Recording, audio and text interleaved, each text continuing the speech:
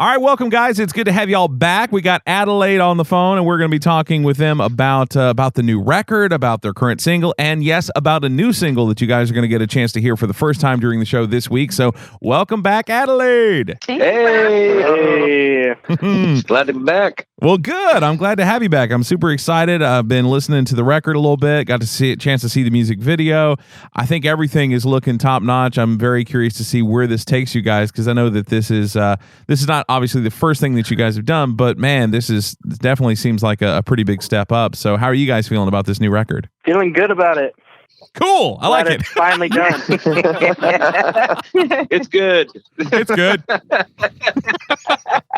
No, it's really hard because we haven't technically released it yet, Right. So it's kind of hard to be, whenever we're actually doing the live shows with this new record and everything like that, it'll definitely change the dynamic. And right now it's just kind of the waiting game, so we're stoked for everybody to hear it, because our Kickstarter backers have been listening to it for a couple of months now. Yeah. But we have not released it to the public. So we have been getting some feedback, and we have quite a few songs that people, are saying, oh, this is my favorite. This is my favorite. So at least there's more than one favorite. I think the biggest feedback is the style has changed a little bit. And so from the first record, which was the bigger picture, having a collaboration on this album definitely took it in a more rich direction. So it's more rockin' for sure. Okay, cool. And you guys even have a cool new logo. I like it. Thank you.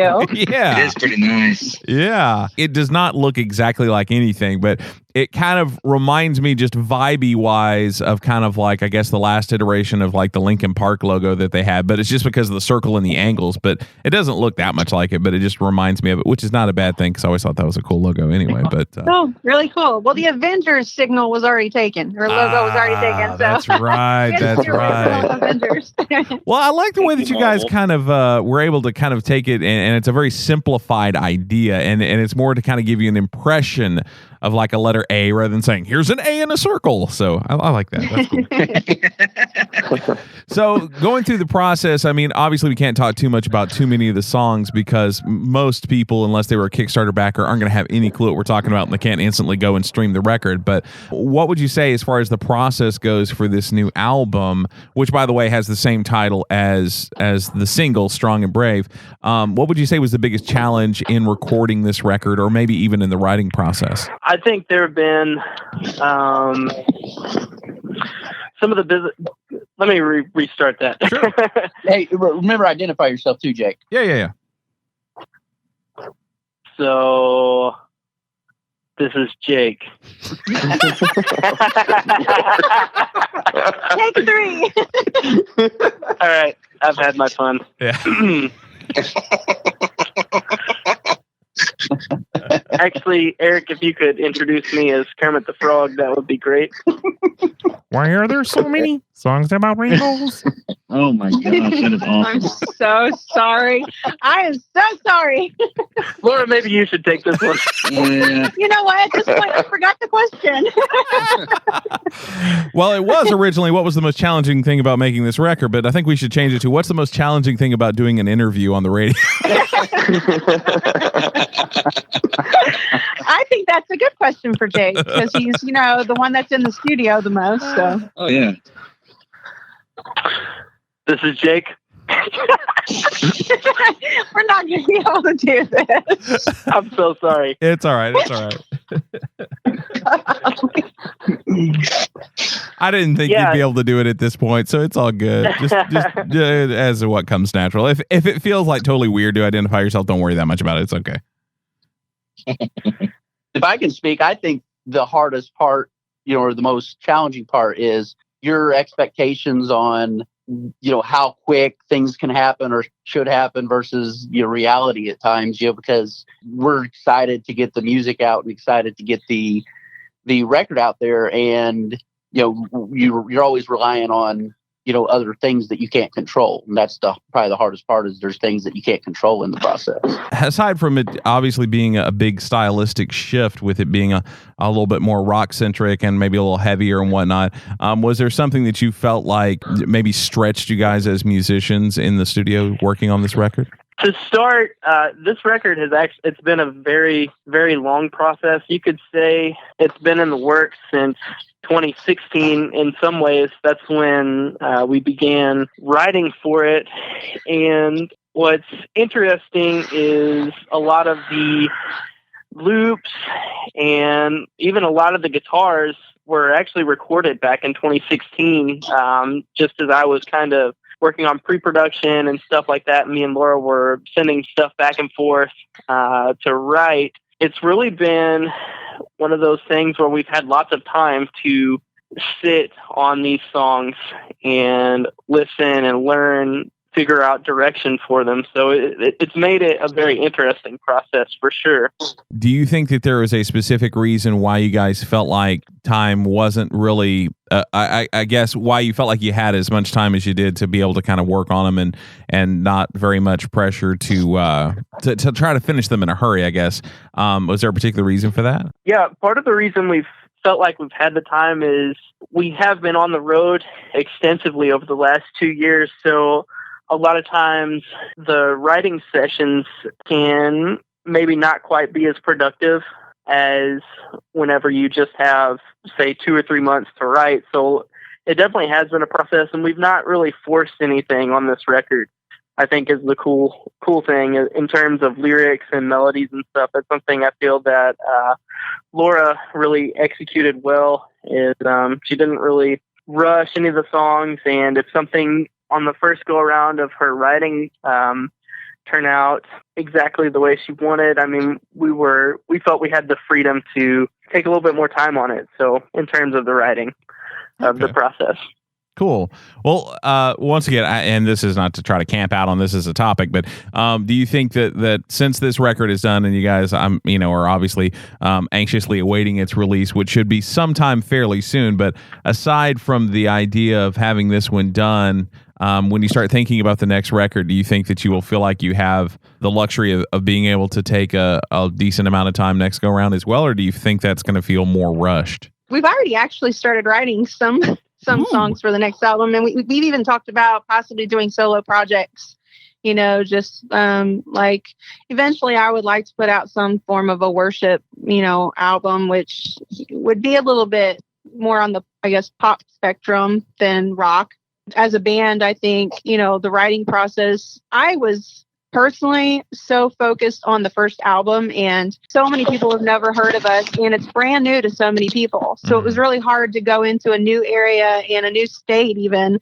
And, it's like, hey, we just were introduced to you guys. We love that song, The Bigger Picture. And to them, it's like, this is a brand new song. We've been touring and singing it for a few years, but we are still breakout artists. So I guess my distraction has been pushing that first album, because that's why we're all on board with this project. We all believe in the lyrics and the music and, what it speaks to people. It's deep and it's heavy, and that's the gospel message. And that's what's so important to us. So to me, it was why rush a good thing, Sure. When you're still familiarizing yourself. For me personally, I've never been involved in touring or done anything like this in my whole life until first album came out. But the guys have been jamming together for several years. Garrett, say hi, Garrett.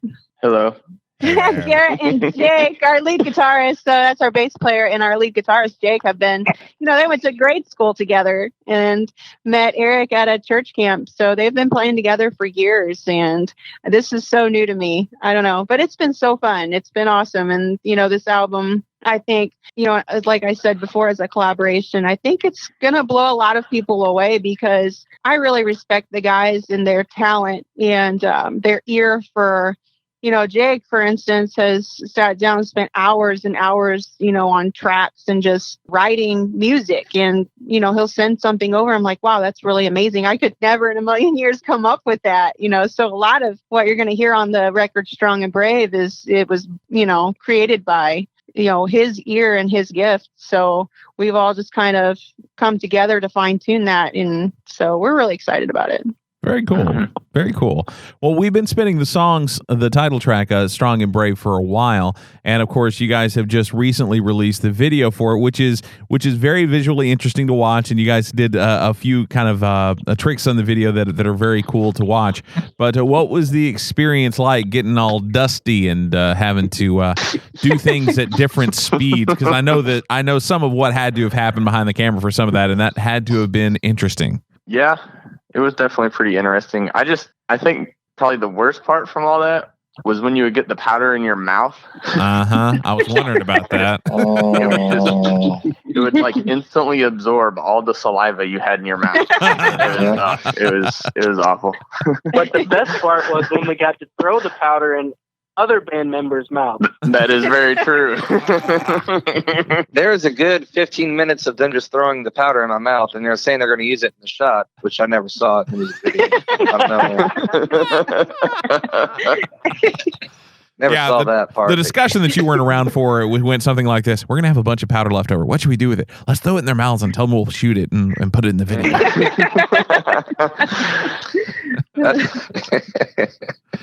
Oh my goodness, you guys, that was I mean, it never fails. I've yet to have an interview where somebody was like, yeah, we did a music video and it was totally easy and fun. That never happens.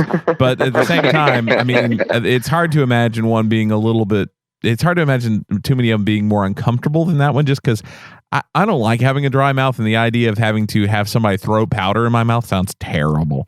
Yeah, it's not like Fun Dip, I'll tell you that. Oh, but see, that would have been so much more fun. You guys should have done that, or like pixie sticks.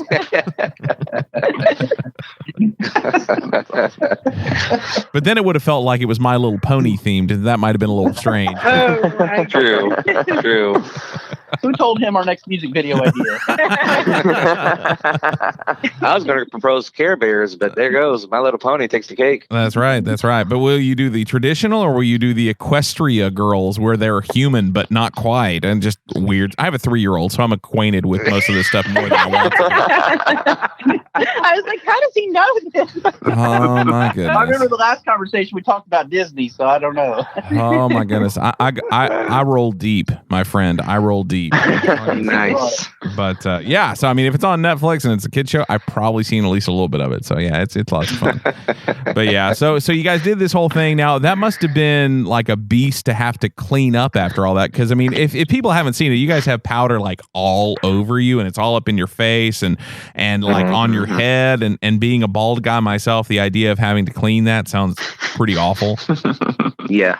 I will say the worst part was the instruments for sure. Oh dear, yeah. Fortunately, I have a really good guitar tech friend that I sent my guitar over to him, and he cleaned it up for me real good. So we were actually between sets of shooting whenever Jake was on the phone with him, and like, dude, get this guitar in there, you're gonna freak out when you see this guitar, man. So all I'm hearing is that you owe some dude a really big favor.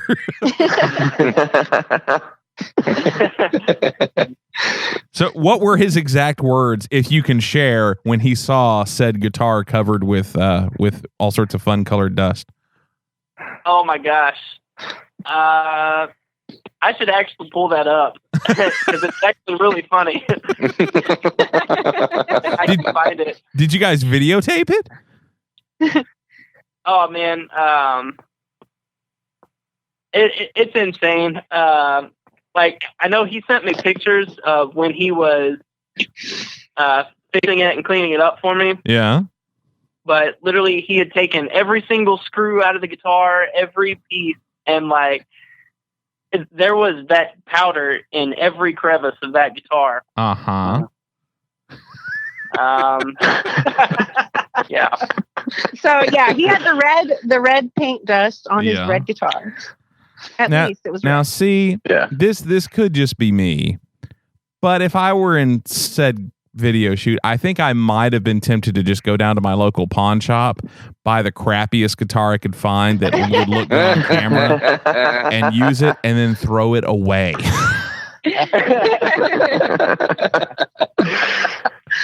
Because, Okay.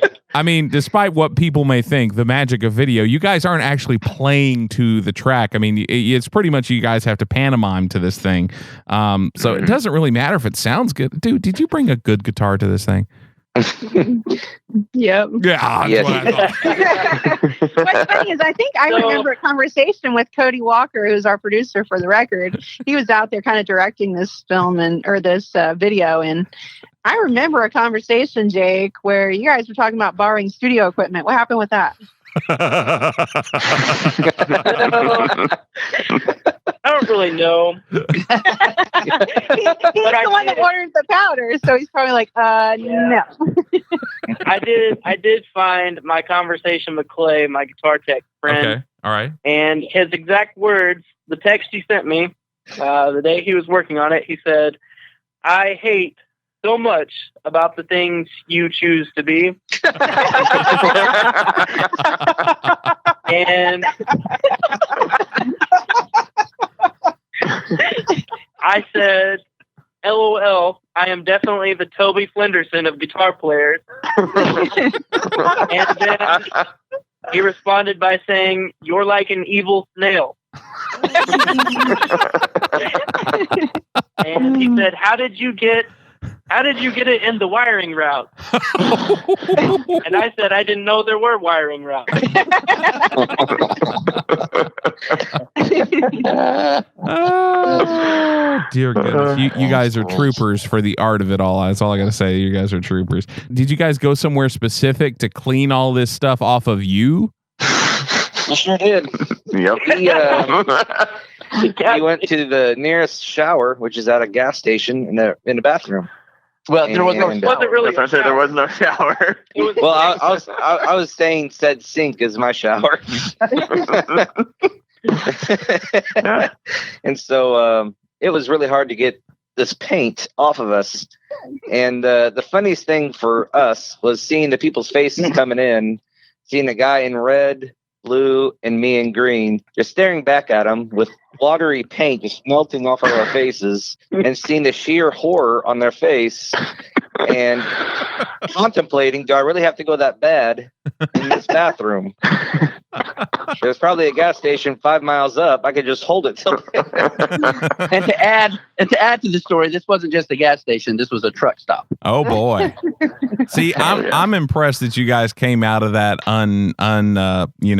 injured somehow. I mean, it seems like one of those things where somebody just walks in and says, "Boy, that ain't right." I have a brother who's a trucker, and he's not horribly open-minded about such things. So, I mean, but that's all right, though. At least it makes for good memories. So that's always good. Exactly. That's always good. Exactly. You guys are going to be releasing the next single off of it, which is called Deep Waters. Tell us a little bit about that song. So Deep Waters is one of the oldest ones that we've written on the record. When we were first pushing the Bigger Picture album, Jake had sent over a couple of tracks, and he's like, "Hey, see if you can write some lyrics for these." And Deep Waters was one of those very first tracks. So it's pretty cool to see that it's kind of evolved into what it is now. And Cody did a really good job with it, because vocally, I think this record has a really great production quality. I mean, all across the board. It's another reason it took time, to fine tune those things. But Deep Waters just it's kind of a call to action song, like Strong and Brave is. For instance, the second verse says, "I feel you calling us to be stirring ripples in the sea, spreading out and going forward to every corner of the earth." That's our job. That's, as disciples of Christ, that's what we're supposed to be doing. So that's pretty well the premise of the song, and I love it because you really get to hear Jake, his kind of rough, coarse voice throughout the record too. So you can definitely hear that it's a band sound more than a solo album. Very cool. Very cool. I like that. Now, how do you feel like, without giving up too much about the rest of the record, sonically and kind of style-wise, how do you feel like Deep Waters and Strong and Brave represent the rest of the album? I feel like that Deep Waters is pretty representative of what else is on the album. Strong and Brave is a little, not necessarily less rocking, but not quite as dark. It's definitely more of kind of an anthem song. Okay. but the rest of them kind of have more of the tone of Deep Waters and kind of have, just a little bit darker and kind of a little bit edgier sound to them. Okay, cool. I like that. Yeah. Fantastic. What do you think are you most excited for fans who maybe didn't go as far as supporting the Kickstarter but know who you guys are, maybe have heard the single and maybe even the one that we're about to play? What are you most excited for them to discover on the record? For me, it's Masquerade, because that song to me is, I switch my favorites a lot daily, every second pretty much. So, I mean, it could be Spring Brave next. Actually, it is. No, Masquerade, it's so theatrical, and it's such a really unique, cool song that I think is just going to be it's just going to blow people's minds. That's Eric the drummer's take. Well, thank you, Eric the drummer. I appreciate that. I need to refer to myself that way more often. I think that would be kind of fun. Hi, I'm Paul the DJ. Although funny thing though, no joke. When I first started, I was at a station, and I originally started as Chad the intern because that's what the guy who I was interning under wanted to call me, but he couldn't remember that's what he wanted to call me. So I then turned into Paul the intern because he couldn't quite keep up, which is weird because he was younger than me. And then soon after that, I actually was not an intern anymore, but I was doing weekends. So then I was, in fact, Paul the DJ. So yeah, it's I don't know. So I guess I have referred to myself that way before. But then corporate didn't like that. They're like, well, that doesn't sound cool enough. So we're going to change your name to just plain Paul. Not Paul, but open quote, just plain Paul, close quote, which was weird to go by that for 2 years. But it's all good though. Yeah. There are some people who still think that that's my name, which is even more fun. So, life is good. Well, I'll start a petition to get back to Paul DJ. Yeah, Paul the DJ. That's right. That's Paul right. DJ has a ring to it. That's right. I think we need to take advantage of your initials, the PG. Make people think, hey, this might be a little edgy here. Oh, you see, now once again, there's a story behind that too. When I turned 13, my mom made cakes, and I made her put on my cake, Paul Gibson is now PG-13. Ooh. Yeah, I thought that was cool. Can you guess that I was homeschooled? You probably can, but that's okay. I have way too much time on my hands, but that's all right. That is all right. Oh, man. Well, cool deal. So aside from the record coming out, which is going to happen soon, there's not an official release date, but it's going to happen kind of probably within a month of when this interview airs. But aside from the release of the record and, of course, the release of the new single, Deep Waters, what else are you guys really excited to share with people at this point? I was going to say, I think just our live show. A lot of these songs are some songs that we've been hashing out some stuff live. And I think, some of the record is definitely a little more theatrical. And so I think being able to play to that some during our live show will be a lot of fun for all of us. I know we're excited. Coming up pretty soon, we're going to start really trying to hit it hard and kind of working stuff out for when we do start hitting the road. And I know we're all pretty excited about that. So I think that'll be cool to share with each other and kind of give people, sort of more of a visual and kind of experience to go along with the album. So yeah, and to echo Garrett a little bit, I think one of the exciting things about this record is musically, I think this record matches the sound that we produce live a little more than the last one. I think live we've always been a little bit edgier and heavier kind of than what the first album represented, but I think this one really matches what we've been bringing live sonically. Very cool. Which, by the way, I'm just going to share an observation about that statement because I find this encouraging. I like that you said that because maybe it's just the people that I hang around, but I have yet to hear somebody say to me, I went to go see a band in concert. They were heavier live than their record, and I did not like it. I've never heard somebody say that. I've heard some people say that it wasn't as good, but I think that if you're willing to reproduce what you have, kind of what your live sound is on a record, to me, that's always the way to go. It's like, if you can make that work, maybe there's a little more to it than you can do live. That I'm on board for. But at any time I've ever had somebody tell me that a band was heavier live, they've never been like, well, I was not happy about that. I don't even know why I went. They were so heavy and in loud. line with that, what's funny is the number of artists out there that classify themselves as Christian rock bands, and it's like, I ain't going to say no names, but it's people that you're like, are you kidding? It's like as pop could get, or as CCM as CCM can be, but they're classified as Christian rock bands, and you're like, this don't make no sense. That's okay. I'll say names. I'm not opposed to it. My favorite people. I will introduce myself. They'll be like, so what do you do? And I'm like, well, I have this show called the Christian Rock 20. They're like, I love Christian rock. Casting Crowns is my favorite band. And to which I say, I was like, we're having kind of a difference of opinion on terms here.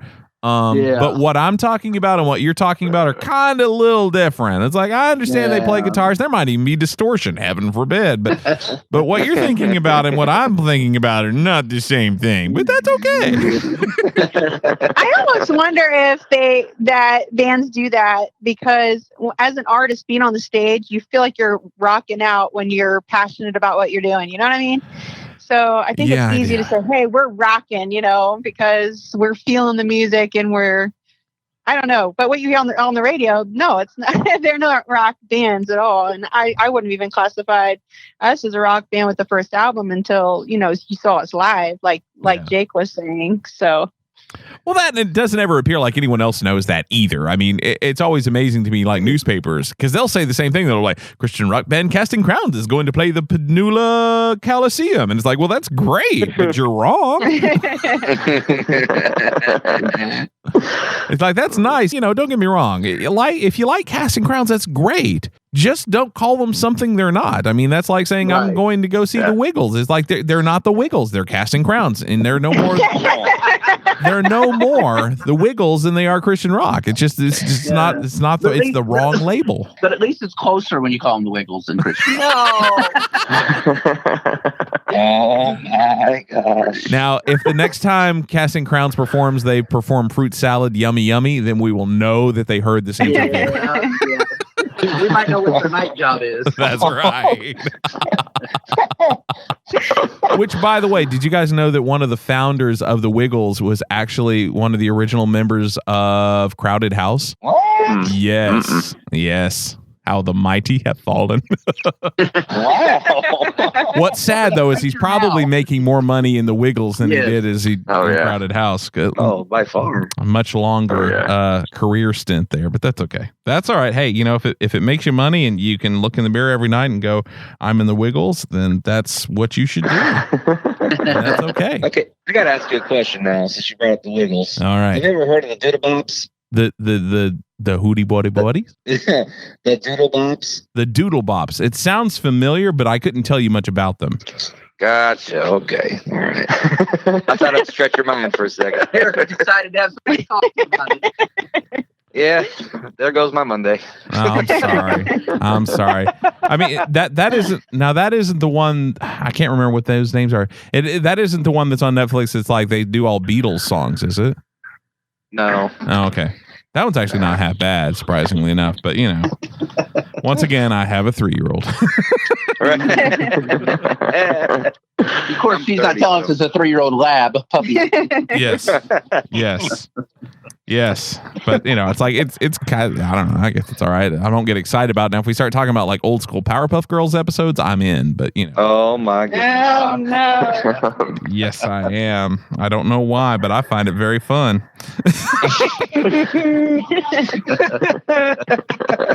But it's all good. It's all good. Ironically enough, the lead singer for 11D7 is all about the Powerpuff Girls original series as well. So we bond over that whenever we chat. So that's always fun. But anyway, nice. I don't expect other people to understand because it is weird. I am aware enough to know that it's a little weird, but it's all good. Anyway, cool. So anything else that you guys want people to know, either about the new record or about future plans or anything before we wrap things up? AdelaideMusic.com has connections to all of our social media. Cool. And, we'll be out on tour this year. And if we're close by, we'd love to meet some of the people out there. That's one of our favorite aspects of what we do is, it's fun to get on stage and rock out and everything. But what's really cool is when you get to get off the stage and meet people and, share with them, they share with you, and just hopefully be touching lives. Sounds good. Well, guys, thank you so much for spending time with us and being willing to be goofy, and which is always fun and makes for a more fun and enjoyable interview every time. So I'm all about that. And, I hope that people come and catch you guys live as well. And of course, with music being the way it is, I mean, it's super easy to stream things. So keep an eye open for the new Adelaide record, Strong and Brave, and check it out, guys. You won't regret it. Everything I've heard off it thus far, I am all about. So there's my stamp of approval. Thank you. Thank you so much. You're welcome. Cool deal.